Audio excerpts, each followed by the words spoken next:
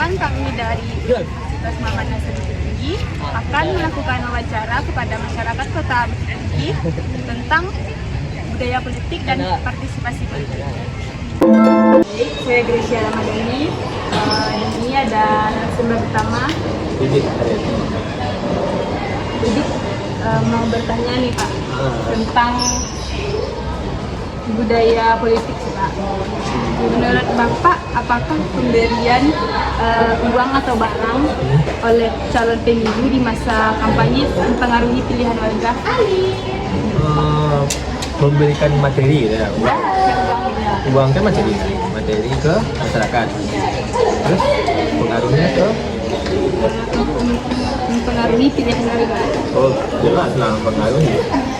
Karena standar masyarakat Indonesia itu pasti ujungnya materi. Kalau bahasa sederhana, mereka sudah diberikan sebuah iming-iming materi dalam jumlah yang mungkin lebih besar, pilihan dalam hati akan berubah. Dan ada juga masyarakat itu yang punya edukasi atau pemikiran yang lebih luas, mereka mungkin duitnya diambil. Ada juga yang pemilihan tetap, tapi kan jarang ya seperti itu. Cuma lebih banyak cenderung kalau udah dikasih materi, sembako, duit semacam itu pasti pilihan sangat besar pengaruhnya. Apa ya? Seberapa tinggi kepercayaan Bapak kepada yang Bapak pilih gitu? Maksudnya seberapa tinggi ya? Dalam artian seberapa tinggi ya? Percaya nggak Bapak pilih? Dengan pilihan. Iya. Kalau soal percaya mungkin belum. Karena kan kita baru berspekulasi dan berpikir. Spekulasi maksudnya dalam apa yang tindakan program-programnya kan belum tentu realisasi. Cuman kita tuh kan memilih seseorang tuh berdasarkan pendidikannya, tempat kerjanya, terus berdasarkan apanya gitu, berdasarkan pengalaman yang pernah dilewati. Terus bersih nggak? Kalau bersih dia itu kan kayak kita pernah cek sama KPK terus yang clear. Kalau belum percaya sih belum. Cuman kita yakin sih belum. Cuman kita berspekulasi, berharap ya. Cenderungnya berharap bahwa ini orangnya rekornya positif. Cuma kan kalau udah berjalan kan kita tidak tahu. Selanjutnya ada narasumber kedua. Siapa namanya Kak? Nila. Jadi pertanyaannya Kak, apakah Kakak merasa bebas dan aman untuk menyampaikan kritik terhadap kebijakan pemerintah di media sosial? Menurut saya pribadi tidak aman, sebab jika kita mengomentari apalagi pemerintahan akan menyebabkan pasal atau terkena undang-undang bagi diri kita yang merasakan terganggu lah untuk kehidupan kita sehari-hari.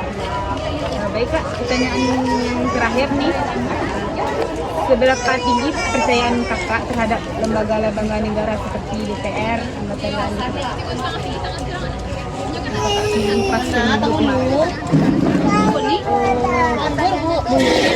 Berharapnya kan untuk maju untuk kedepannya. Cuman kan ketergantungan pemerintahan sekarang tidak menjamin kita untuk bangkit, sebab pemerintahnya tidak melihat apa yang menangani masyarakat. Ada narasumber ketiga, namanya Pak. Jadi pertanyaannya Pak, menurut Bapak, apakah pemberian uang atau barang oleh calon pemilu di masa kampanye kemarin mempengaruhi pilihan warga Pak? Kadang ada yang nggak diberikan, lihat sifat orang itu. Kadang orang itu ketahuan mengetahui sifat orang itu kan. Jadi dia ada yang mana tuh yang kayak perlu harta itu, nggak perlu duit, jadi dia maksa. Yang jujur ada yang enggak? Ada yang jujur, ada yang enggak. Pertanyaan terakhir nih Pak, seperti seberapa percaya Bapak dengan pilihan yang Bapak pilih kemarin? Ya, anggota DPR, DPRD. Percaya, tapi kan karena apa lah? Itu tahu sifatnya dan dia percaya sama dia itu. Assalamualaikum warahmatullahi wabarakatuh. Perkenalkan, nama saya Nadia Nisa Aulia dengan Bapak Saya sekarang ingin mewawancarai Bapak Romet tentang pengaruh media sosial terhadap politik. Pentingnya Bapak, kan banyak informasi politik yang beredar melalui media sosial seperti Instagram, TikTok, dan Facebook. Pertanyaannya, apakah media sosial membuat masyarakat lebih peduli terhadap politik atau justru menimbulkan kebingungan karena banyaknya informasi yang beredar saat sekarang? Kalau dilihat dari media sosial saat ini, itu ada dua opsi. Yang satu membingungkan, yang satu bisa membuat kita ingat. Tapi di sisi lainnya, politik itu kalau dapat ada secara langsung. Jadi kalau untuk minusnya itu apa yang dilihat di media nggak sesuai dengan di lapangan.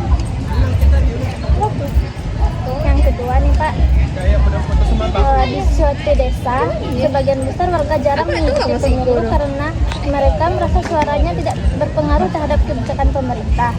Mereka lebih fokus pada pekerjaan yang sehari-hari. Pertanyaannya, menurut Bapak, budaya politik seperti apa yang terjadi pada masyarakat tersebut dan apa dampaknya bagi kita terhadap demokrasi? Kalau buat desa kebanyakan itu minusnya, karena yang selama ini kita lihat itu nggak sesuai dengan apa yang ada. Jadi suara rakyat yang ada di pedalaman baik di desa atau di luar desa sesuai dengan apa yang kita pikirkan lah. Nah, yang kedua ada Bapak. Generasi muda sekarang lebih sering menyampaikan pendapat melalui komentar atau postingan yang online.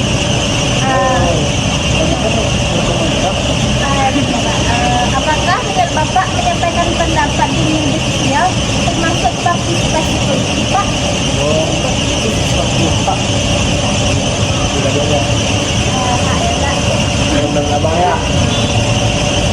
Yang kedua, Kak, banyak informasi politik yang belum tentu benar di masyarakat. Bagaimana cara Bapak menyampaikan informasi politik yang jelas kebenarannya? Kalau bang sih ada aja dari media Langsung aja selanjutnya yang ketiga saya dengan Ibu Dila. Menurut Ibu nih, apa ciri-ciri pemimpin yang layak dipilih untuk masa depan yang akan datang? Yang pertama dia tuh ibadahnya bagus, terus juga baik terhadap masyarakatnya, mengerti, terus menepati janji-janjinya gitu. Selanjutnya Bu, bagaimana cara meningkatkan kesadaran masyarakat agar mau ikut pemilu? Kan sekarang banyak yang golput nih. Iya. Dulu aku juga pernah golput sih, tapi pas ada yang aku suka, aku ikut ikut pemilu kan, ikut milih karena ya suka aja cara dia memimpin gitu. Assalamualaikum warahmatullahi wabarakatuh. Kenalkan, nama saya Reza Kurniawan dari Prodi ADP dari kampus Universitas Muhammad Nasir. Saya akan mencari Bapak bernama Jadi saya akan bertanya sedikit Pak. Menurut Bapak, apakah hak Bapak sebagai pedagang dipenuhi oleh pemerintahan? Belum.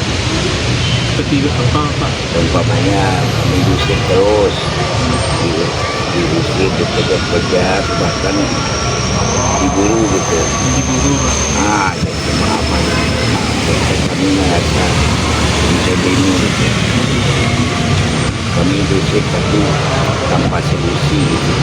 Menurut Bapak, pemerintah saat ini apakah sangat dipengaruhi pemerintah saat ini apakah ada dipengaruhi oleh belakang Bapak seperti dan lain? Ya pengaruh lah. Masalahnya kami itu diusir-usir terus. Sedangkan pelanggan yang di sini sudah pada takut belanja. Kadang kami sementara pengunjung itu banyak yang takut. Takut belanja, kadang lagi makan, takut PP-nya datang, diusir. Sementara kadang-kadang pengunjung makan di sini nanya dulu aman dah Pak, minum makan, sudah aman gitu. Berarti Bapak tidak merasa aman? Tidak pernah merasa aman. Tidak pernah? Iya.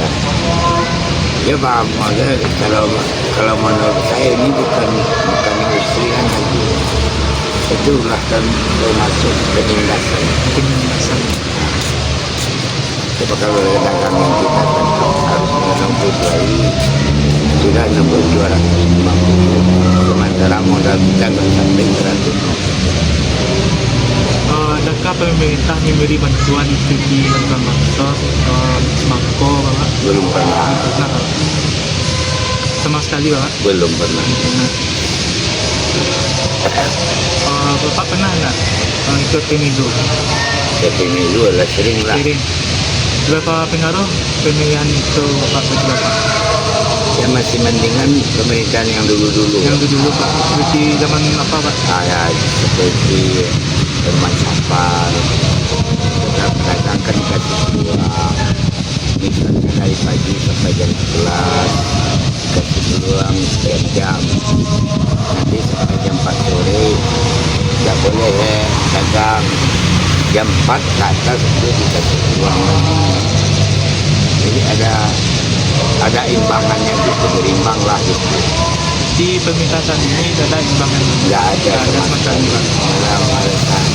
Kami pedagang ke sini merasa tidak. Mungkin sekian pertanyaan saya. Saya tutup dengan wassalamualaikum warahmatullahi wabarakatuh. Waalaikumsalam.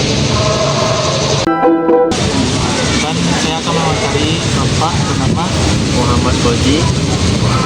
Kita akan mewawancara tentang budaya politik. Apa yang kami tahu budaya politik di sekitar Bapak? Saya caranya kayak politik kan masalah itu orang yang bisa besar. Karena kan tadi saya bilang itu bukan ekonomi aja itu aja. Jadi bukan ekonomi saja. Iya. Kalau politik itu kan orang atas ada ini ya. Kita kena dapat kita ikut politik kita apa gunanya kita nggak bisa dapat ini. Bagaimana Bapak terhadap masyarakat kurang mengenai tentang politik ini? Kalau ada politik ini orang nggak masih akalannya, nggak pantas ya kalau orang masyarakat bawah ini sama orang-orang pemerintah jauh bedanya. Kita nggak mainan kita. Lebih mending kita ke politik untuk masa depan anak-anak ini makanan kebutuhan sehari. Kalau seperti itu menghancurkan ini masyarakat lah ini dalam politik pemerintah gini-gini. Oh ini bagaimana misalnya apa KGM apa hanya berlomba-lomba tuh ngambil apa nama suara tuh bagaimana aja yang mau maju. Jadi masyarakat nggak ada di pikirannya. Nah itu makanya kan ada ada pembagi dalam dari masyarakat kita anak info kan dari kan ada aplikasi info nanti bikin lainnya di bawah itu ada pikiran tinggalin aja itu dan sudah senang. Jadi kebutuhan itu pasti apa enggak? Saya akan mewawancara ibu pertama Ibu Marini. Saya akan mewawancara mengenai tentang pemerintahan ini dan politik. Dengan ibu, berapa pengaruh pemerintahan pedagang ini, Pak? Apa pengaruh? Seperti apa, Pak? Ya kayak sekarang pemimpinan yang sekarang kan kami lebih banyak pokoknya nggak bisa jualan daripada jualan gitu. Masalahnya kami nggak boleh nentap di sini. Bilangnya tempat perindustrian lah, atau apalah kan. Jadi berpengaruh lah perekonomian kami.